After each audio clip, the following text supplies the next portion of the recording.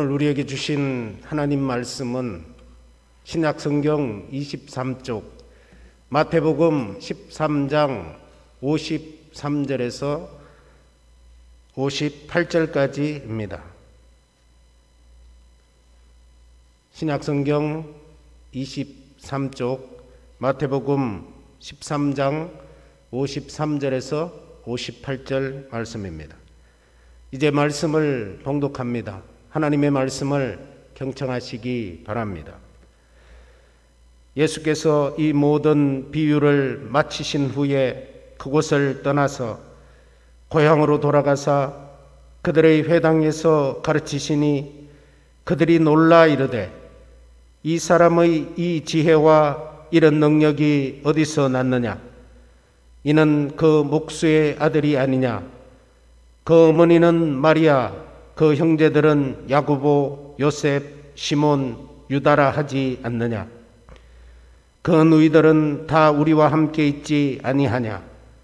그런즉 이 사람의 이 모든 것이 어디서 났느냐 하고 예수를 배척한지라. 예수께서 그들에게 말씀하시되 선지자가 자기 고향과 자기 집 외에서는 존경을 받지 않음이 없느니라 하시고 그들이 믿지 않음으로 말미암아 거기서 많은 능력을 행하지 아니하시니라. 아멘. 인간이 하나님의 형상으로 지음받았다고 하는 증거 중에 하나는 인간은 다른 동물들과 다르게 자유의지가 있다는 것입니다. 자유의지라는 것은 인간이 자율적으로 무언가를 선택할 수 있고 또 행동할 수 있고 결정할 수 있는 능력을 말합니다. 인간에게 주어진 자유의지는 그 인간 자신을 창조하신 하나님까지도 거절할 수 있는 그런 자유의지입니다. 그래서 인간이 자유의지로 뭔가를 선택한 그 결과에 대해서는 오로지 인간이 책임을 져야만 합니다. 그래서 자유의지를 가진 인간이 무엇을 선택한다는 것은 대단히 중요한 일입니다. 하나님의 말씀을 선택하고 또 순종을 선택하면 하나님이 주신 자유를 마음껏 누릴 수 있을 뿐만 아니라 그의 삶도 풍요로워져서 행복한 삶을 살아갈 수가 있습니다. 그렇지만은 하나님 말씀 대신 다른 것을 선택하고 불순종을 선택하게 되면 결국 다른 것을 선택한 그것에 매여서 평생을 종으로서 하나님이 주신 자유를 누리지 못하고 그리고 항상 뭔가 결핍된 그런 인생을 살아갈 수밖에 없게 되는 것입니다. 아담과 이브는 마귀가 하는 그 말을 선택하기로 결정을 합니다. 그래서 우리가 잘 아는 것처럼 인간은 타락하게 되는 것입니다. 불행한 것은 모든 인간들은 그 아담과 이브가 선택한 그 잘못된 선택의 결과를 지금까지 그 책임을 지고 살아가고 있는 것입니다. 뿐만 아니라 아담과 이브가 선택한 그 잘못된 선택을 그 후손들은 똑같이 되풀이하면서 살아가고 있다는 것입니다. 생각해 보면 참 마음 아픈 일이고 또 그렇게 슬픈 일이 있을 수 없습니다. 예를 들면 출애굽을 한 이스라엘 백성들이 출애굽한 지 3개월 만에 시내산에 도착을 합니다. 거기서 하나님으로부터 십계명을 받고 1년을 체류하게 됩니다. 그리고 1년 만에 다시 이제 시내산을 출발하게 돼서 얼마 지나지 않아 그들이 들어가야 될 가나안 땅 접경 지역에 도착을 하게 됐습니다.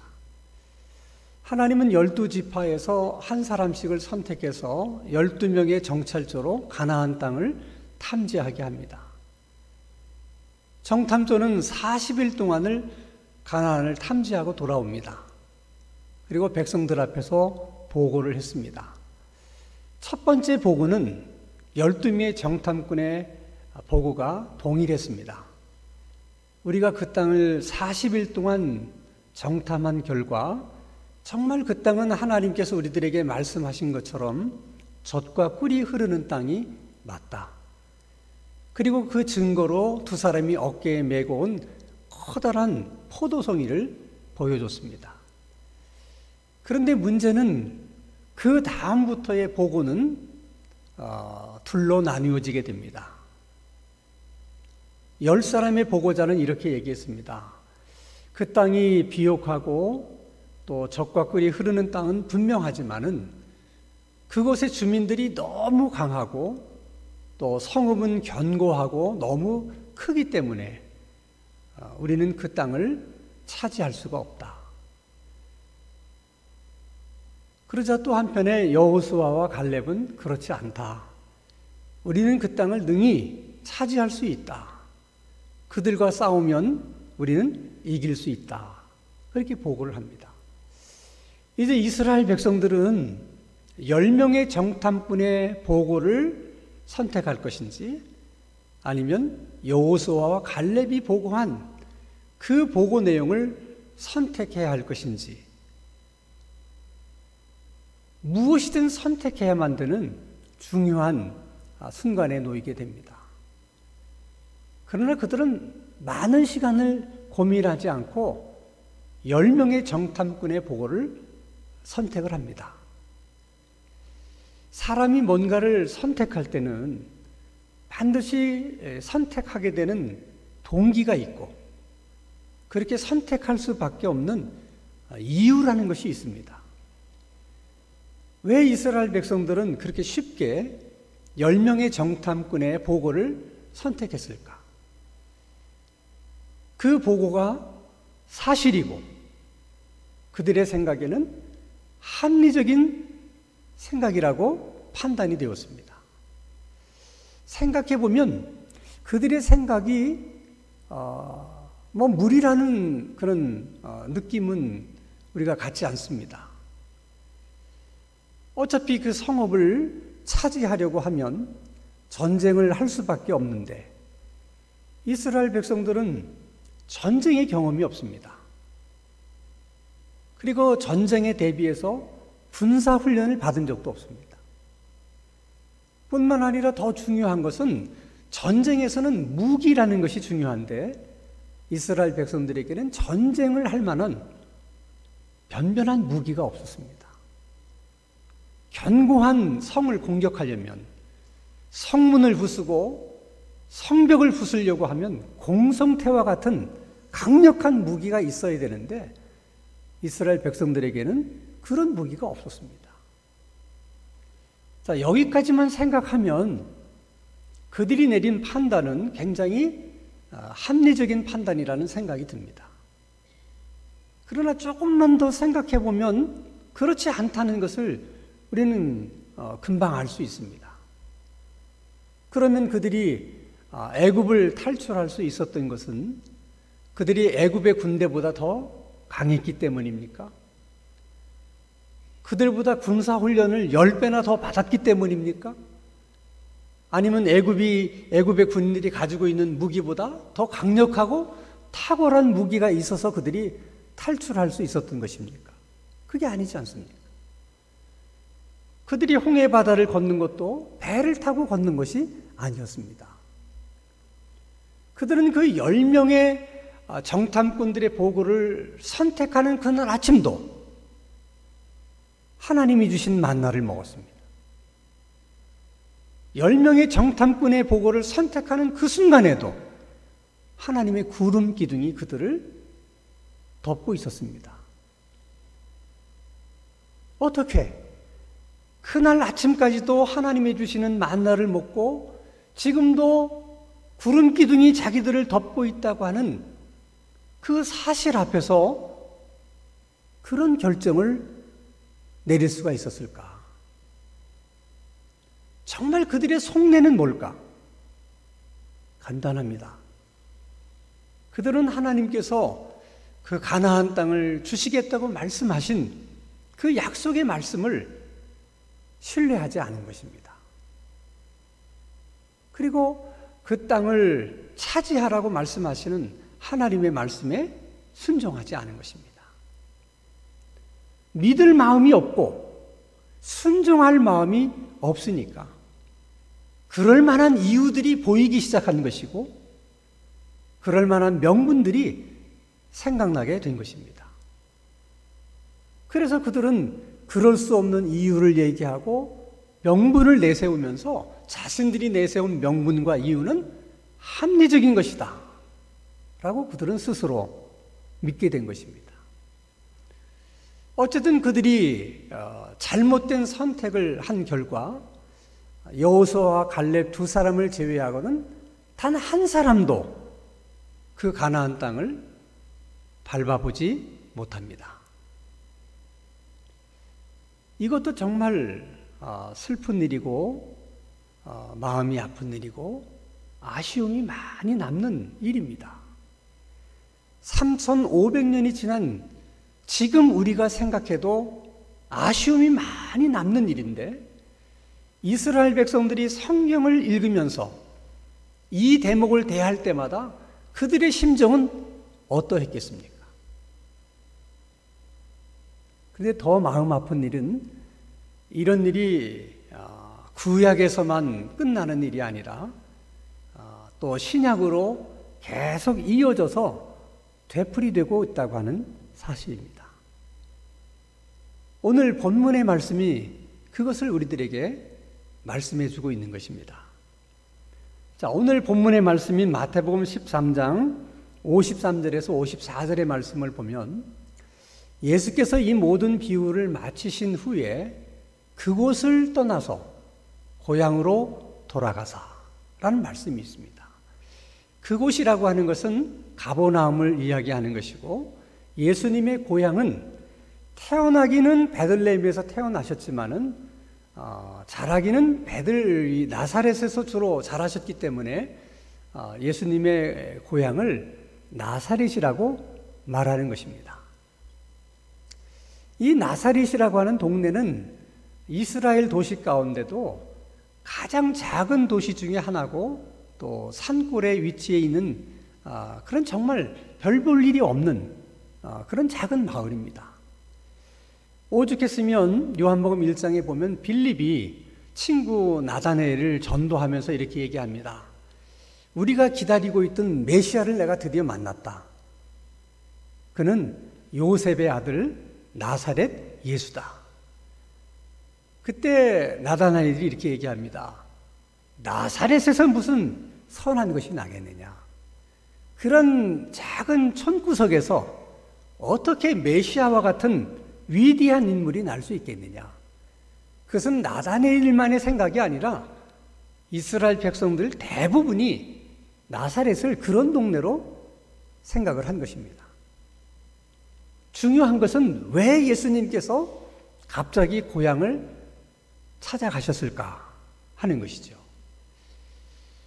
물론 예수님의 입장에서는 가버나움 사람들에게 하나님 나라의 복음을 전한 것처럼 자신의 고향인 나사렛에 가서서도 똑같은 복음을 전해야 되겠다. 뭐 가버나움 사람들만 하나님 말씀을 들을 자격이 있는 것이 아니고 나사렛 마을의 사람들도 하나님 나라의 복음을 들을 권리가 있고 또 그런 자격이 있지 않느냐. 그래서 아마도 고향 땅에 가셔서 하나님의 말씀을 전하셨던 것 같습니다. 그런데 전후 문맥을 쭉 살펴보면 분명히 그런 이유가 있었던 것은 사실인데 정말 그 한 가지 이유 때문만 예수님께서 고향을 찾으신 것일까 하는 것입니다. 일반적으로 사람들이 고향을 찾게 되는 이유가 크게 두 가지가 있는데 하나는 성공했을 경우입니다. 성공했을 경우에 고향을 찾아가서 내가 이렇게 성공했다. 이것을 좀 자랑하고 싶은 마음이 있어서 이제 고향을 찾게 되는 것이죠. 다른 하나는 실패를 했을 때입니다. 실패한 사람들의 마음속에 고향은 마치 어머니의 품처럼 그렇게 따뜻한 이미지로 다가온답니다. 뭔가 고향에 가면 위로가 될 것 같고, 그래도 고향에서는 실패했지만 실패한 자기를 받아줄 것만 같은 그런 생각들이 있어서 또 실패한 사람들이 고향을 찾는다고 합니다. 자, 그러면 예수님의 입장에서 한번 생각해 보십시다. 예수님은 이곳저곳 여러 곳을 다니면서 하나님의 말씀을 나름대로 열심히 전했습니다. 물론 그 중에는 예수님이 전하는 말씀을 정말 귀담아 듣는 사람도 있고, 정말 아주 꿀송이처럼 그렇게 달게 주님의 말씀을 듣는 사람들도 있었지만, 대부분의 경우는 예수님의 말씀을 거절하고 예수님을 배척했습니다.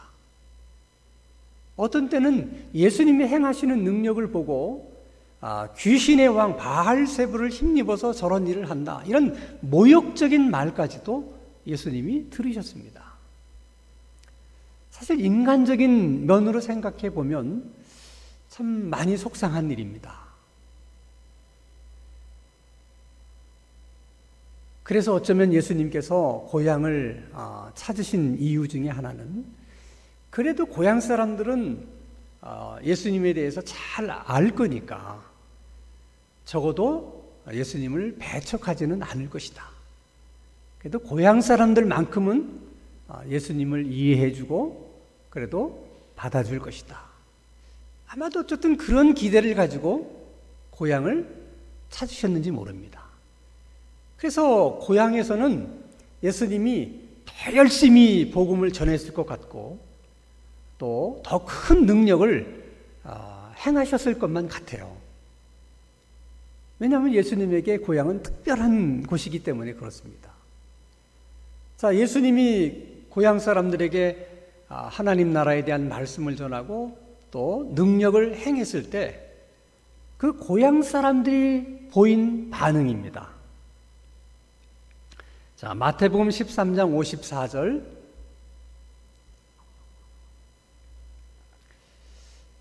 뒷부분에 보면 그들이 놀라 이르되 이 사람의 이 지혜와 이런 능력이 어디서 났느냐. 이것이 예수님의 말씀과 능력을 듣고 본 나사렛 마을 주민들이 보인 반응입니다. 도대체 이런 지혜와 이런 능력이 도대체 어디서 난 것이냐. 그들이 이런 반응을 보인 것은 아주 자연스러운 현상이라고 저는 생각합니다. 왜냐하면 예수님께서 30살이 될 때까지는 나사렛에서 사셨습니다. 요셉의 직업이 목수였기 때문에 아마도 예수님도 그 요셉의 뒤를 이어서 목수의 일을 했을 것이라고 생각해요. 그리고 30살에 이제 공생애를 시작하고 3년밖에는 살지를 못하셨습니다. 그러면 예수님이 다시 고향을 찾았을 때가 언제쯤일까? 아마도 공생애 초기였을 거라고 생각해요. 그러면 고향을 떠난 지 한 1년, 길게 잡아도 1년 반, 그 정도밖에는 되지 않습니다. 1년이나 1년 만이 지나서 예수님이 고향을 찾은 것입니다. 근데 고향 사람들이 1년 또는 1년 반 만에 돌아온 예수님을 볼 때 그들이 생각하고 있었던 예수님이 아니었어요. 그들의 기억 속에는 목수인 예수로 남아 있었는데, 오늘 자기들이 보고 있는 예수는 목수의 모습이 아닙니다. 서기관의 모습이고 랍비의 모습이고 또 선지자의 모습이기도 했습니다. 그래서 그들이 말하는 겁니다. 아니, 도대체 이런 지혜와 능력은 또 어디서 난 것이냐? 도대체 1년 아니면 1년 반 만에 도대체 어떤 서기관에게 가서 하나님의 말씀을 배웠길래 그 짧은 시간에 이렇게 사람이 달라질 수가 있느냐? 그런 반응을 보인 것입니다. 자, 그러면 그런 반응 가운데 우리는 두 가지를 선택할 수 있다는 생각을 합니다. 하나는 그 작고 보잘것없는 나사렛 동네에 정말 낯비가 낮고 서기관 같은 사람이 나타나고 선지자를 배출했다면 그것은 정말 동네로서는 자랑할 만한 일입니다. 야, 우리 동네에서 이렇게 훌륭한 낯비가 나오다니. 아니, 우리 같은 동네에서 선지자가 웬 말이냐? 그러면 정말 예수님을 그렇게 랍비로 인정해주고 선지자로 생각했다면 얼마나 분위기가 좋았겠습니까? 그런데 그들은 그런 선택을 하지를 않습니다. 자, 마태복음 13장 57절 말씀을 보면 예수를 배척한지라 그렇게 말씀하셨어요. 배척했다고 하는 말은 무슨 말입니까? 예수님이 다른 마을에서 받았던 똑같은 그런 배척을 당하신 것입니다. 그래서 이 점이 많이 이해가 안 되는 부분이죠. 아니 도대체 왜 예수님을 배척했을까? 아마도 그들 생각에는 그저 예수님은 목수라는 생각밖에는 다른 생각을 할 수가 없었던 것 같아요. 아니 그럼 목수는 목수의 일을 해야지 무슨 목수 주제에 랍비 흉내를 내고 무슨 선지자 흉내를 내냐, 이런 생각하면 그런 예수님을 이해하는 것이 쉽지 않은 거죠. 어떻게 보면 꼴사 나온 겁니다. 그래서 배척을 해요. 그들이 배척할 때 예수님의 심정을 예수님이 이렇게 얘기를 합니다. 다시 한번 마태복음 13장 57절 뒷부분에 보면 예수께서 그들에게 말씀하시되 선지자가 자기 고향과 자기 집 외에서는 존경을 받지 않음이 없느니라. 이 말씀은 적어도 예수님이 나사렛 동네 사람들을 향한 기대는 이 나사렛 사람들이 자기를 메시아라고까지는 인정하거나 믿어주지 않는다 하더라도, 뭐 거기까지는 기대하지 않는다 하더라도 그래도 자기가 말씀을 가르치는 얘기를 듣고 자기가 행하는 능력을 보면서 그래도 선지자 정도로는 마을 사람들이 이해해주고 인정해주고 받아주기를 기대했던 것 같아요. 자, 나사렛 사람들은 예수님의 말씀을 듣고 또 그가 행하는 능력을 보면서 야, 우리 이 촌동네에서 정말 선지자가 났구나, 이렇게 자랑스러워할 수도 있고, 무슨 목수 주제에 선지자 흉내를 내느냐 이렇게 생각할 수도 있습니다. 그건 생각하기 나름이에요. 어느 쪽을 선택하느냐 그들이 자유의지입니다. 불행하게도 그들은 후자를 선택했습니다. 그 결과가 뭐냐? 마태복음 13장 58절입니다. 그들이 믿지 않음으로 말미암아 거기서 많은 능력을 행하지 아니하시느냐. 이 말을 되짚어 생각하면 예수님의 그 아쉬움이 이렇게 느껴지는 말씀이에요. 그들이 믿기만 했더라면, 예수님을 정말 선지자 정도로만이라도 인정을 했더라면 예수님은 더 많은 능력을 행하실 마음이 있었던 거예요. 고향을 찾을 때 다른 곳에서보다 더 많은 하나님의 말씀들을 고향 사람들에게 가르쳐주고 싶었고 또 능력도 더 많이 보여주고 싶었던 것입니다. 그러나 그들이 예수님을 거절하고 배척했기 때문에 예수님이 그렇게 할 수가 없었다는 것이죠. 자, 여러분, 10명의 정탐꾼의 보고를 선택했던 이스라엘 백성들도 죽을 때까지 매일 하나님이 주시는 만나를 먹고 살았어요. 죽을 때까지 늘 하나님의 불구둥과 구름 기둥의 보호를 받으면서 살았습니다. 그러나 거기까지였어요. 더 이상의 하나님의 능력을 그들은 보지 못했습니다. 그 다음 세대들은 요단강을 건너는 하나님의 능력도 경험했고, 여리고가 무너지는 하나님의 능력도 경험했고, 그리고 절대로 자기들은 들어갈 수 없다고 생각했던 가나안 땅을 밟아보는 감격도 가지게 됐습니다. 그것은 나사렛 주민들도 마찬가지. 거기까지였어요. 더 이상의 하나님의 능력, 주님의 능력을 그들은 경험할 수가 없었던 것입니다.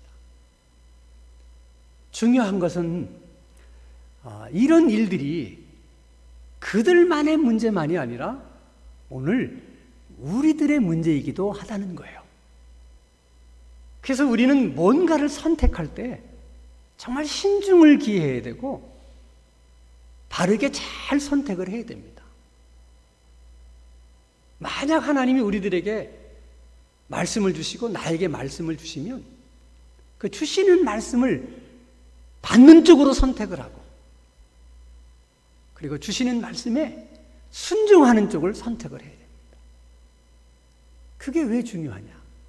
하나님이 우리에게 말씀을 주시고 내게 말씀을 주실 때 그 말씀을 믿고 순종할 때 그때 우리 가운데 믿음이 생기는 것이고, 하나님은 그 믿음을 보시고 우리들의 그 믿음을 통해서 하나님의 능력을 행하시는 것입니다.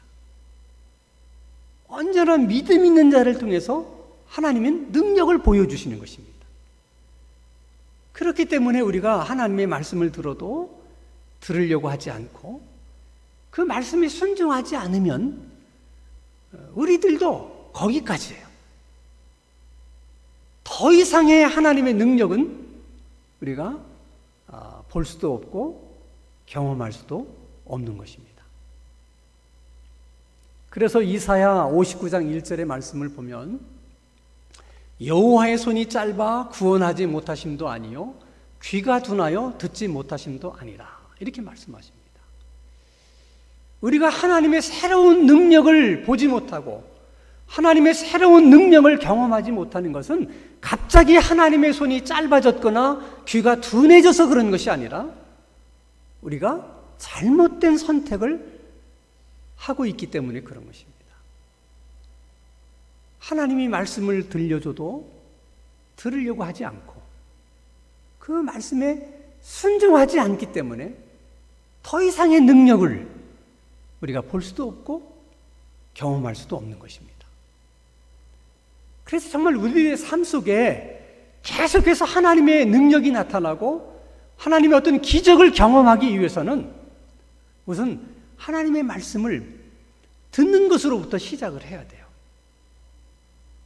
특히 코로나19와 같은 이런 상황 속에서는 여러분 가정에 한 공간을 이렇게 좀 성별을 하세요. 그것이 뭐 화장실이든 응접실이든 작은 방이든 한 곳을 성별해서 그곳을 하나님과 대면하는 자리로 만드세요.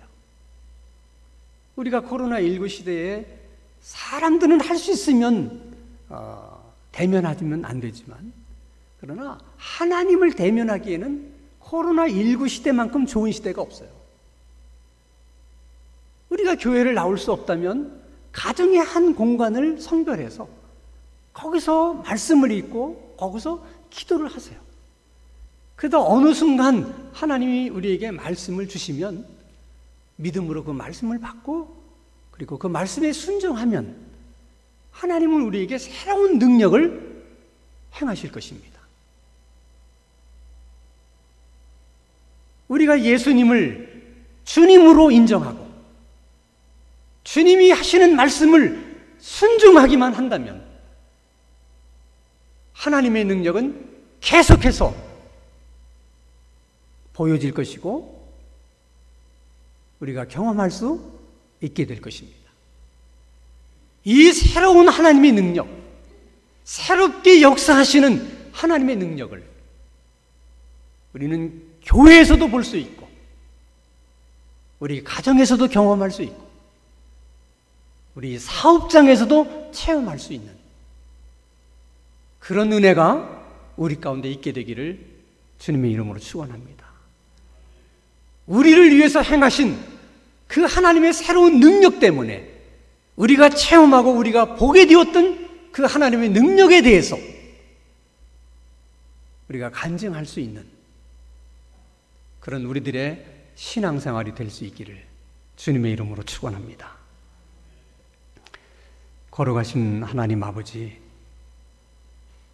우리에게 믿음을 더하여 주시고 믿음으로 선택할 수 있는 은혜를 주옵소서.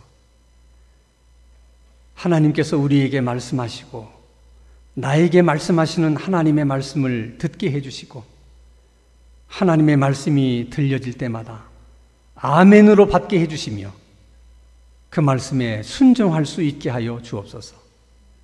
어제나 오늘이나 영원토록 동일하신 주님께서 우리의 삶 속에서 새로운 능력으로 역사해 주시고 그 주님의 능력을 보여주시옵소서.